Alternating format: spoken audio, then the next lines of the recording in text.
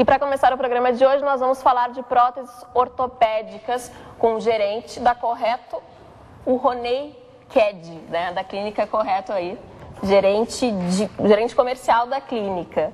Em que casos que a prótese é necessária? Bom dia, Cláudia. Bom dia, pessoal de casa.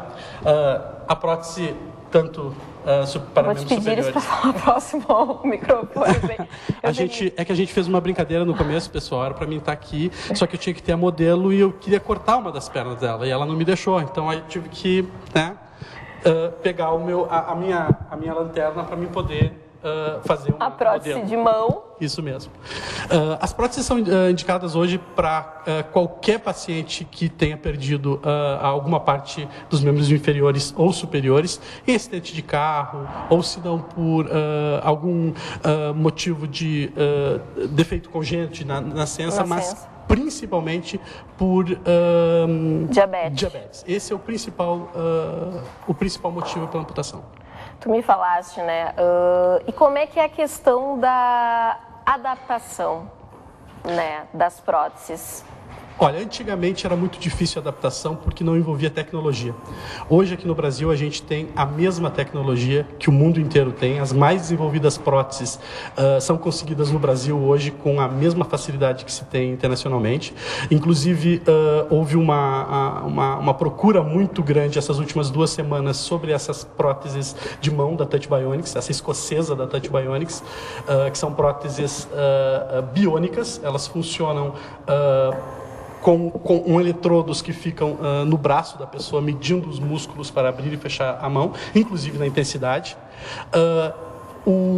Foi veiculado uma pessoa em Londres que ganhou uma das próteses da Fórmula 1, né, por conhecer o produto, por querer o produto muito, porque ele ia transformar a vida dela novamente numa vida útil, numa vida que ela pudesse fazer todas as coisas que fazia antes. E foi procurado aqui no Brasil se já existiam casos de pacientes que usavam essa tecnologia. E se descobriu que já tinha há muito tempo, a Correto é uma das clínicas no Brasil, que já usa a mão biônica da Touch Bionics há muito tempo. Então, hoje tu não tem diferença aqui no Brasil quanto o resto do mundo em tecnologia de prótese. Ronei, posso mexer nessa tua... Claro. Na prótese de mão? Aqui o nosso programa, ele é praticamente feminino.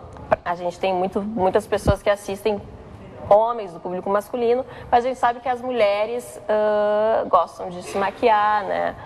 Usam salto alto. Como é que fica a questão da prótese nesses 2 casos, por exemplo? Se eu vou ter uma prótese de mão, como esta, né, por exemplo, eu consigo me maquiar?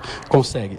Tudo vai da adaptação do paciente. Ele tem que, após fazer a protetização, após fazer o copo de encaixe, que é muito importante, que é a parte que o coto, a parte que sobrou da amputação, possa ser bem adaptada à parte da prótese. Isso é muito importante. A parte mais importante da prótese é o copo de encaixe, que seria a parte no pé, dá para ver muito bem, que seria o coto do paciente, entraria aqui, nessa parte, né? Isso tem que ser muito bem feito. E após a prótese ser confeccionada, o treinamento da pessoa para usar a mão, saber a força que coloca, a força que não coloca. Vamos imitar os 2 eletrodos como sendo esses daqui. Porque a gente, o humano, né, a pessoa que tem a mão, ela sente muito a questão do tato, né? Sim. Por exemplo, se eu vou amassar esse patinho, se eu vou colocar ele na minha mão, eu sei que se eu estou apertando ele com força ou sem força. E como é que eu faço isso com uma prótese? Como é que eu sei se eu vou estar apertando? Vamos fazer primeiro sem a prótese, tá? Eu vou colocar meus 2 dedos aqui no teu braço, como se tivesse 2 eletrodos, que são esses que a gente está apertando de abrir e fechar. Eu vou colocar um aqui embaixo e um aqui em cima, tá? Pega o patinho. Faz uma força mediana para fechar a mão. Aqui no programa. Sim. Pega e fecha o patinho, mas não machuca o patinho. Aperta ele direitinho. O patinho. Não, só fecha. Tu fez um movimento muito leve e eu estou sentindo aqui, como os eletrodos vão sentir ali. Agora amassa o patinho. É a mesma coisa que tu vai fazer com o patinho. Agora, a mesma coisa tu vai fazer com a mão. Agora vamos fazer com a mão? Segura e coloca o patinho na mão. Isso. Aperto aonde aqui? Tu já apertou. Vamos de novo. Aperta o patinho devagarinho, vai. O de baixo. Devagarinho. Agora amassa o patinho. Visto que tu fizeste? É a mesma coisa que tu vai fazer com os 2 eletrodos aqui. Quando os eletrodos estiverem posicionados no lugar certo e você contrair a tua musculatura, ele vai apertar o patinho, até tu quiser que ele aperte. quando tu estiver olhando o patinho e ver que ele está... Abre um pouquinho. Mais um pouquinho. Aí. Agora fecha de novo. Ó, essa é a medida que tu vai fazer. Aperta agora para valer. Foi até o fim. Terminou de matar o patinho. Entendeste? E eu consigo fazer os outros movimentos de pinça? Consegue. Essa mão, por exemplo, se tu tivesse que digitar no teu computador, tá? O que acontece? Ela vem com 10 movimentos que são possíveis de se fazer. Mas tu pode configurar apenas 4 para o dia a dia. Então, como é que tu transformaria essa mão numa mão de pinça? Segure por 3 segundos tua mão aberta, que seria isso aqui. Segura. Deixa eu pegar aqui, eu acho que ela tá com ciúme de mim. E ela esse faz um seria o movimento. Exatamente, isso seria para você digitar. Aí digita. Isso. Eu quero voltar pro agarre diferente. Segura a mesma coisa.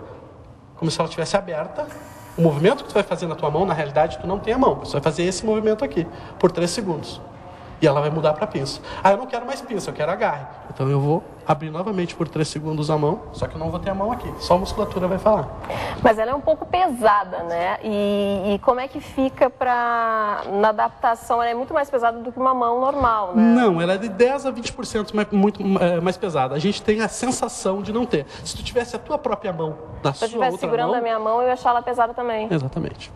Isso que tu falaste aqui, no caso para a mão, da questão da adaptação com a musculatura, também é a mesma consideração para os pés? Não, os pés é um pouco diferente. Por quê? Porque nos pés é muito mais fácil de fazer. O movimento de pêndulo que faz um pé é muito diferente esse movimento que as mãos fazem.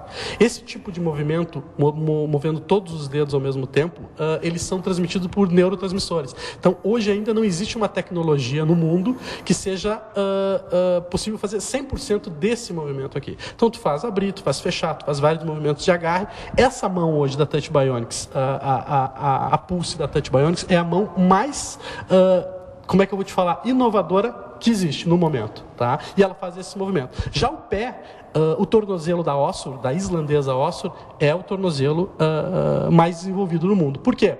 Porque esse tornozelo, ele calcula 1.600 vezes a sua posição no espaço. Eu vou tentar fazer ele aqui.